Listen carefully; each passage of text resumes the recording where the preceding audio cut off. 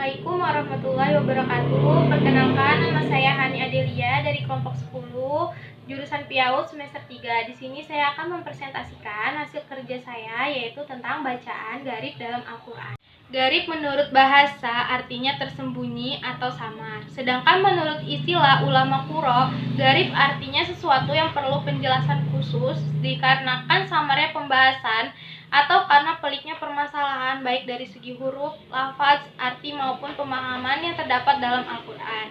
Adapun bacaan-bacaan yang dianggap garib, tersembunyi atau samar dalam qiraah Imam Asim riwayat Hafs diantaranya adalah imalah, isamam, saktah, taksil, nakal, badal, dan silah. Perbedaan bacaan-bacaan dalam qiraah Imam Asim riwayat Hafs dengan imam qiraah yang lain adalah lebih pada letak bacaan-bacaan tersebut.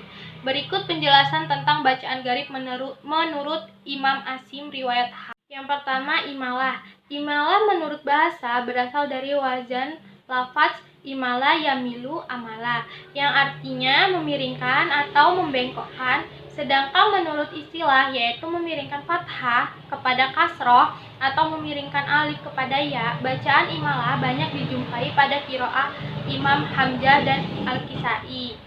Dalam ilmu qiraah ada satu bacaan yang hampir mirip bacaan imalah, yaitu bacaan taklil yang termasuk dalam qiraah Imam Warsi, khususnya pada lafaz yang berwajan fu'ila, fi'ila, afala. Namun bacaan taklil lebih mendekati fathah seperti halnya bunyi suara re pada kata mereka. Yang kedua, isimam. Isimam artinya mencampurkan damah pada sukun dengan memoncongkan bibir atau mengangkat dua bibir. Dalam qiraah riwayat Hafs, isimam terdapat lafaz ta'mana, yaitu pada waktu membaca lafaz tersebut gerakan lidah seperti hal mengucapkan lafaz ta'manuna, sehingga hampir tidak ada perubahan bunyi antara mengucap lafaz ta'mana dengan mengucapkan ta'manuna. Dengan kata lain, asal dari lafaz ta'mana adalah lafaz ta'manuna. Kalau diteliti lebih dalam, ternyata Rams Usmani hanya menulis satu nun yang bertasydid. Yang ketiga, sakta. Sakta menurut bahasa berasal dari wazan lafaz sakata, yaskuta, sakuta, yang artinya diam, tidak bergerak. Sedangkan menurut istilah ilmu qiraah, sakta ialah berhenti sejenak sekadar satu alif tanpa bernafas. Dalam qiraah Imam Asim riwayat Hafs, bacaan sakta terdapat di 4 tempat, yaitu Quran surat Al-Kahfi ayat 1, Quran surat Yasin ayat 52, Quran surat Al-Qiyamah ayat 27, dan Quran surat Al-Mutaffifin ayat 14. Sakta pada Quran surat Al-Kahfi ayat 1 menurut segi kebahasaan susunan kalimatnya sudah sempurna. Dengan kata lain, jika seorang qori membaca waqaf pada lafaz iwaja sebenarnya sudah tepat karena sudah termasuk waqaf tam. Namun apabila dilihat dari kalimat sesudahnya, ternyata ada lafaz qoimah, sehingga arti kalimatnya menjadi rancu atau kurang sempurna. Yang keempat, tasil. Tasil menurut bahasa artinya memberi kemudahan, keringanan, atau menyederhanakan hamzah kota. Yang kedua, atau menurut istilah qiraah artinya membaca antara hamzah dan alif. Yang kelima, nakil. Nakil menurut bahasa berasal dari lafaz nakla yang kilu nakola, yang artinya memindah. Sedangkan menurut istilah ilmu qiraah artinya memindahkan harokat ke huruf sebelumnya. Dalam qiraah Imam Asim riwayat Hafs ada satu bacaan nakil, yaitu lafaz ismu ba'sa pada Quran surat Al-Hujurat ayat 11.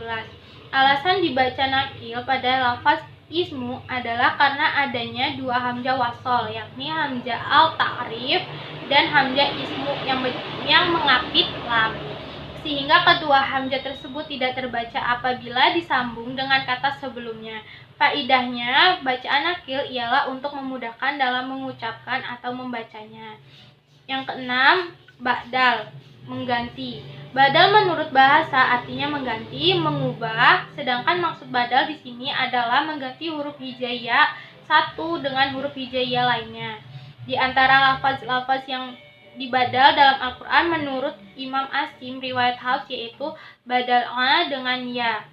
yaitu mengganti hamzah mati. Dengannya sebagian besar imam qiraah sepakat mengganti hamzah qata yang tidak menempel pada lafaz sebelumnya dan jatuh sesudah hamzah wasol dengan alif layyinah ya. Contoh pada Quran surat Al-Kahf ayat 4. 7. Silah. Menurut ijma para ulama qura bahwa apabila ada ha dlamir yang tidak diawali dengan huruf mati, maka ha dlamir tersebut harus dibaca panjang dan perlu ditambahkan huruf mat setelahnya. Alasan untuk menguatkan huruf ha dlamir tersebut karena tidak ada alasan yang mengharuskan membuang huruf setelah ha dlamir ketika huruf sebelumnya hidup atau berharokat. Namun para ulama qura kecuali Ibnu Katsir kurang senang menggabungkan dua huruf mati yang dipisah oleh huruf lemah ha, sehingga mereka membuang huruf mat dan memanjangkan ha dlamirnya. Contoh bihi lahu. Ini adalah mazhab Imam Sibawi. Sedangkan apabila ha dlamir tersebut diawali dengan huruf yang mati atau sukun, maka harus dipendek. Contoh ilaihi minhu. Dalam qiraah Imam Asim riwayat Hafs ada satu ha dlamir yang tetap dibaca panjang walaupun diawali dengan huruf mati, yaitu pada kalimat fiha wa yahlad muhanna dalam Quran surat Al-Furqan ayat 69. Pada masalah ini Imam Asim riwayat Hafs sama bacaannya dengan Ibnu Katsir, yakni membaca silah ha karena diketahui bahwa ha termasuk huruf lemah seperti halnya hamzah, sehingga apabila ha berharokat kasroh, maka sebagai ganti dari waw mati adalah ya, dimaksudkan untuk menguatkan huruf ha sehingga menjadi fihi. Dalam literatur orang Arab sendiri jarang sekali ditemukan waw mati yang diawali kasroh. Sekian hasil dari presentasi saya akhiri. Wassalamualaikum warahmatullahi wabarakatuh.